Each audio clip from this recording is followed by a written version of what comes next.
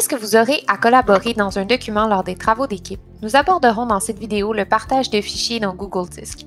Après l'écoute de cette capsule, vous serez capable de partager des fichiers ainsi que d'ouvrir et de classer des documents partagés. Voyons d'abord comment partager un fichier. Pour ce faire, dans Google Disc, cliquez sur celui-ci avec le bouton droit de votre souris, puis cliquez sur « Partager » dans le menu qui apparaît. Les options de partage s'affichent alors. Vous pouvez aussi, dans la plupart des applications, accéder à ces options en cliquant sur le bouton « Partager » qui se trouve en haut à droite lorsque le fichier est ouvert. Pour partager un fichier, écrivez le nom ou l'adresse courriel de votre collègue. Ensuite, attribuez-lui un statut. Le statut lecteur permet uniquement de consulter le fichier.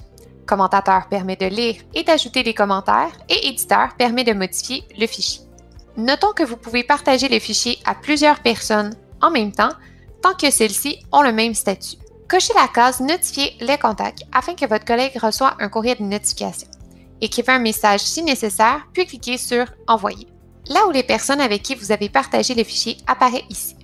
En tout temps, vous pouvez modifier son statut en cliquant sur la flèche. Vous pouvez aussi retirer l'accès au document en cliquant sur « Supprimer ». Si vous choisissez le statut « Lecteur » ou « Commentateur », vous pouvez limiter l'accès en déterminant une date d'expiration. Si vous choisissez le statut « Éditeur », vous pouvez ensuite définir cette personne comme propriétaire du document. Rappelons que le propriétaire d'un document est la seule personne pouvant le remettre sur Classroom. Cliquez sur « Enregistrer » pour conserver les modifications. En cliquant sur l'engrenage, vous aurez accès à 2 paramètres de partage supplémentaires. Si vous devez partager votre fichier avec beaucoup de personnes, écrire leur adresse courriel peut sembler une tâche pénible. C'est pour cette raison que vous pouvez aussi partager votre fichier à l'aide d'un lien. Pour ce faire, cliquez sur « Obtenir le lien ». Choisissez qui peut utiliser le lien. Les personnes que vous avez déterminées en indiquant leur nom en haut, tous les membres du collège Le Tendre ou toute personne ayant le lien, qu'ils possèdent un compte Google ou non. Vous pouvez aussi choisir le statut accordé au détenteur du lien, lecteur, commentateur ou éditeur. Une fois vos choix faits, cliquez sur Copier le lien et partagez-le aux personnes voulues. Cliquez ensuite sur Terminer.